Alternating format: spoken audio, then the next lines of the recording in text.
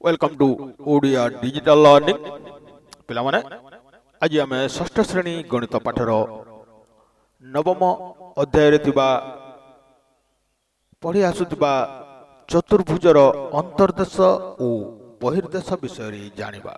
आगु आम जपरी त्रिभुजर अंतर्देश और बहिर्देश विषय जानी आज आम चतुर्भुजर अंतर्देश और बहिर्देश कौन ताहा आम जानिबा। ठीक अच्छे पिलाए ताहले आम देखा पाठरे थिबा एई चित्रटी को देख क्यों बिंदु गुड़िक चतुर्भुजर उपरिस्थ बिंदु उपरिस्थ चतुर्भुज उपरे थिबा बिंदु तापरे क्यों बिंदु गुड़िक चतुर्भुजर अंतस्थ बिंदु क्यों बिंदु गुड़िक चतुर्भुजर बहिस्थ बिंदु। ताहले पिलाए एठारे आमे तीनोटी जिनिस जानिबा उपरिस्थ अंतस्थ आउ बहिस्थ। ताहले तुम माने देख एबीसीडी ए जो चतुर्भुज रे एक्स वाई बिंदु भली असंख्य अंतस्थ बिंदु रही सही समस्त बिंदुर समाहार रे गठित अंचल को एबीसीडी चतुर्भुजर अंतर्देश कहा जाए।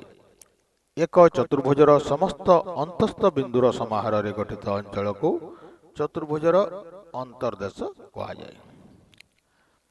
ताहले पिलाए आमे जदि देखिबा एई चित्रटी को आमे जदि देखिबा देख एई चित्रटी को देख भल भाव लक्ष्य कर पिलाए।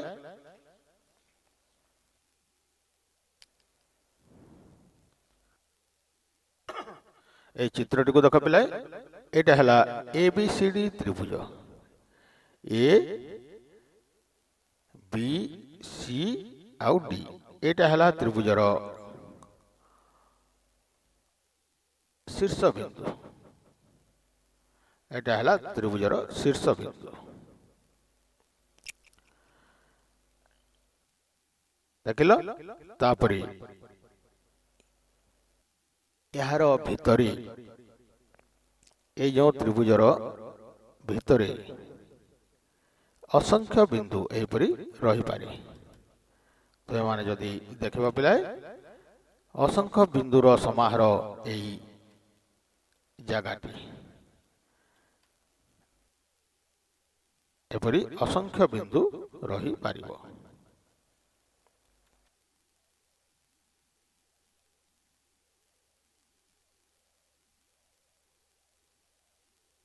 असंख्य बिंदु एपरी भाव रही पारिबो पिला।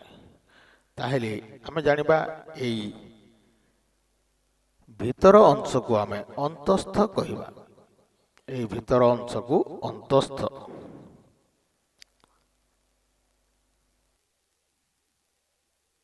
एक्स वाई जपरी बिंदु दुईटी रही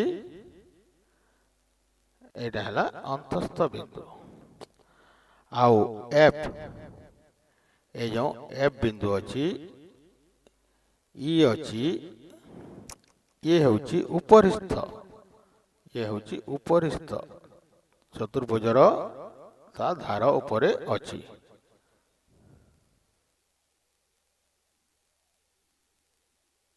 हला तापरे जो बिंदु गुड़ी को अच्छी ये जो एन एन बिंदु अच्छी पी बिंदु अच्छी एम बिंदु अच्छी ए गुड़ी कहला बहिस्थ बिंदु ए गुड़ी कहला बहिस्थ त्रिभुजर बाहरे अच्छी बुझीगला पिलाए ए गुड़ी कहला बहिस्थ बिंदु।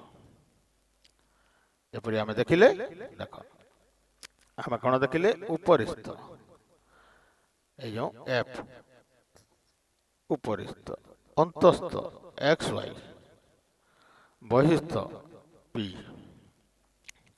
ताहले आमे जानिले पिलाए अंतर्देश क्या कहा जाए। एक चतुर्भुजर समस्त अंतस्थ बिंदुर समाहार रे गठित अंचल को चतुर्भुजर अंतर्देश कहा जाए। ताहले एई अंशटी हला ए भीतर अंशटी हला अंतस्थ बुझेला। ताहले आमे जदि देखिबा गोटे कागज पृष्ठारे कागज पृष्ठा କାଗଜ ପୃଷ୍ଠାରେ ଥିବା ସମତଳ ଅଞ୍ଚଳ ଏବିସି ଚତୁର୍ଭୁଜର ବାହାରେ ଥାଏ ତାକୁ ଏବିସିଡି ଚତୁର୍ଭୁଜର ବହିର୍ଦେଶ କୁହାଯାଏ। ତାହେଲେ ଆମେ ଏହାର ବାହାରେ ଯେଉଁ ସବୁ ଜାଗା ଗୁଡ଼ିକ ଅଛି ତାହା ହେଲା ବହିସ୍ଥ। ଏ ଯେଉଁ ଏବିସିଡି ଯେଉଁ ଧାର ଅଛି ସୀମା ତା ବାହାରେ ଯାହା କିଛି ବି ଅଛି ଚତୁର୍ଭୁଜର ବହିସ୍ଥ। ତାହେଲେ ଆମେ ଯଦି ଜାଣିବା ପିଲାଏ ଚତୁର୍ଭୁଜ ଓ ଏହାର ଅନ୍ତର୍ଦେଶକୁ ବାଦ ଦେଲେ ଚତୁର୍ଭୁଜ ଧାରଣ କରୁଥିବା ସମସ୍ତ ଅଞ୍ଚଳର ଅବଶିଷ୍ଟ ଚତୁର୍ଭୁଜର ବହିର୍ଦେଶ କୁହାଯାଏ। ତେଣୁ ଅନ୍ତର୍ଦେଶ ସୀମିତ ଅଞ୍ଚଳ ହୋଇଥିବା ବେଳେ ବହିର୍ଦେଶ ଅସୀମ। ତାହେଲେ ପିଲାମାନେ ଅନ୍ତର୍ଦେଶ ହେଉଛି ଗୋଟିଏ ସୀମିତ ଅଞ୍ଚଳ। ଦେଖ ଏଇ ଜାଗାରେ ଯାହା କିଛି ଜିନିଷ ରହିବ ଏଇ ଭିତରେ ଯାହା କିଛି ସେଇଟା ଅନ୍ତର୍ଦେଶ। ଏଇ ସୀମାରେଖା ମଧ୍ୟରେ ହିଁ ରହିପାରିବ, କିନ୍ତୁ ବାହାରେ ଅସୀମ ଭାବରେ ରହିବ। ତେଣୁ ଚତୁର୍ଭୁଜର ଅନ୍ତର୍ଦେଶ ସୀମିତ ହୋଇଥିବା ବେଳେ ବହିର୍ଦେଶ ଅସୀମ ହୋଇଥାଏ। ଦେଖ ପିଲା ଏଇ ଜାଗାରେ ଏଇ ଭିତରେ ଯାହା କିଛି ରହିବ ତାହା ହେଲା ଅନ୍ତସ୍ଥ,